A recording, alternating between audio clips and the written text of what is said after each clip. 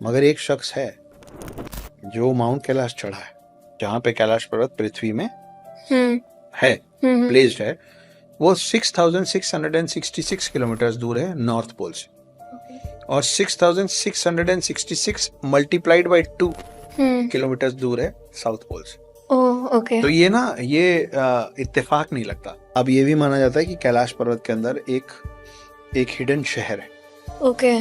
जिसका नाम अलग अलग है, लेकिन उसका एक नाम है ज्ञानगंज। उसी से लगा जो राक्षस ताल है ना, उसमें पूरे दिन लहर आती है और उसका पानी खारा है।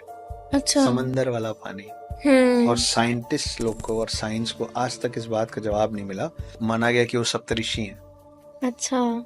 जो आते हैं, स्नान करने आते हैं, फिर वापस कैलाश पर्वत पे चले। एलियंस बोले हैं वो आपकी मेरी मान्यताएं।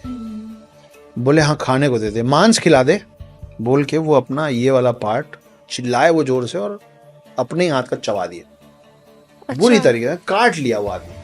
तो मैंने हाथ बढ़ाया, मैंने बोला लीजिए, खा लीजिए, काट लीजिए, मांस खा लीजिए। और इस पुनर्जन्म के बच्चे की गवाही पे उन लोगों का केस खुला, राजेश के मर्डर का केस खुला।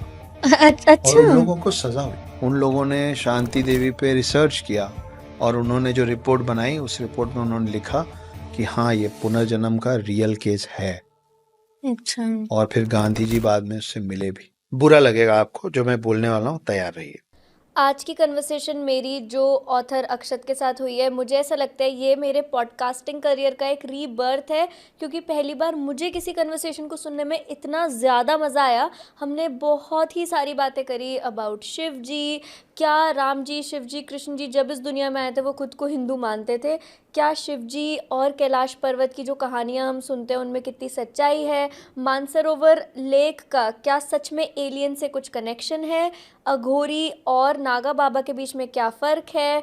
एंड एक बहुत ही इम्पॉर्टेंट चीज़ जो अक्षत जी ने इस पॉडकास्ट में मुझे बताई वो ये है कि अभी हम जितने भी रिलीजन्स देखते हैं, जितने भी इंसान हम देखते हैं, वो सब एक टाइम में एक हिंदू थे, जो बात मेरे लिए भी थोड़ी सी शॉकिंग है। सो आ जाओ मेरे साथ, इस कन्वर्सेशन को एंजॉय करो on Reality powered by Class plus.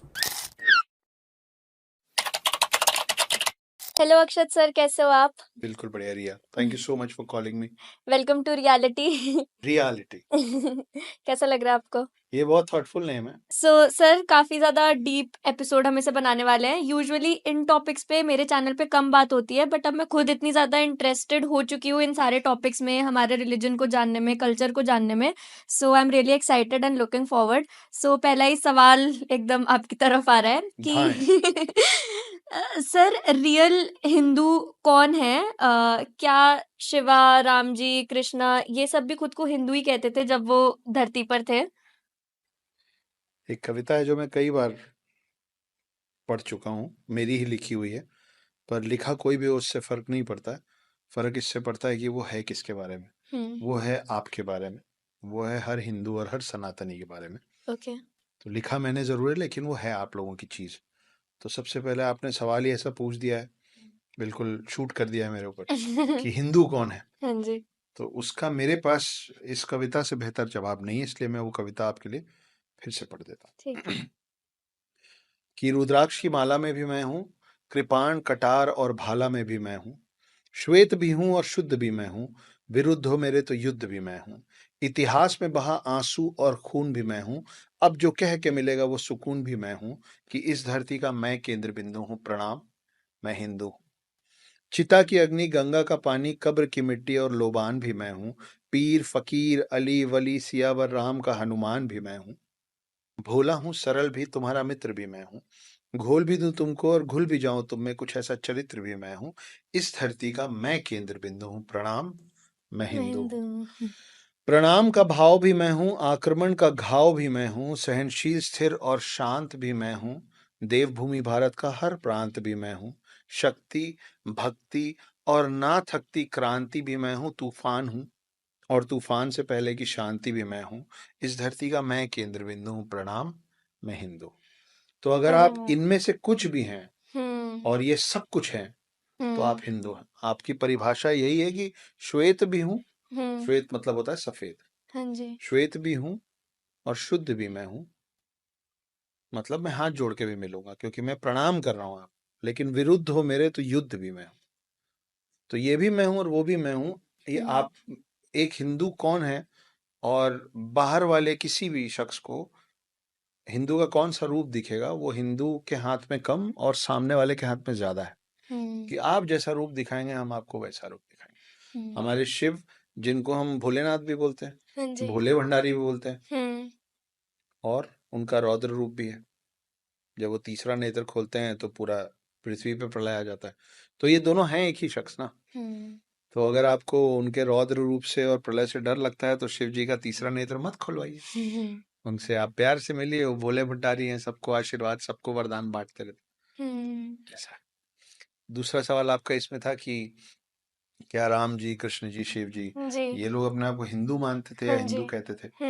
रिया, ऐसा है कि ये उस वक्त की बात है, उस समय की बात है जब कोई और रिलीजन था ही नहीं। अच्छा। और मैं इसको इसलिए नहीं बोल रहा हूँ कि मैं तो सनातनी हूँ, मैं तो हिंदू हूँ, तो मेरे जो मुंह में आ रहा, नहीं, ये सच है। क्योंकि आप और हम जो सनातन हैं, जो हिंदू है, एक लौता ऐसा हम लोगों का ये रिलीजन है जिसका कोई और छोर नहीं। अच्छा। तो इस पे भी मैंने 2 लाइन लिखी थी कि ना मेरा कोई प्रारंभ है, ना मेरा कोई समाप्त है। ना मेरा कोई प्रारंभ है, ना मेरा कोई समाप्त है, और एक ही हिंदू सैकड़ों की भीड़ को पर्याप्त है। अच्छा। तो हमारा कोई प्रारंभ, हमारा कोई अंत और शुरुआत है नहीं। तो हम तब से हैं जब से कोई और रिलीजन होता नहीं था। तो इसलिए हम लोगों को सिर्फ मानव जाति ही बताया गया था। तो आपके जितने वेद हैं, जितने पुराण हैं, वो सब आज जो बोला जाता है ना हिंदुओं की किताबें हैं। वेद, पुराण, भगवत गीता, इनमें से कोई भी किताब हिंदू के लिए नहीं लिखी गई थी, क्योंकि उस समय तो कोई और रिलीजन ही नहीं था। वो लिखा गया था मानव जाति के कल्याण के लिए, for the betterment of human beings. जैसे सर रामायण और महाभारत भी हमारे पूरे देश का कलेक्टिव पास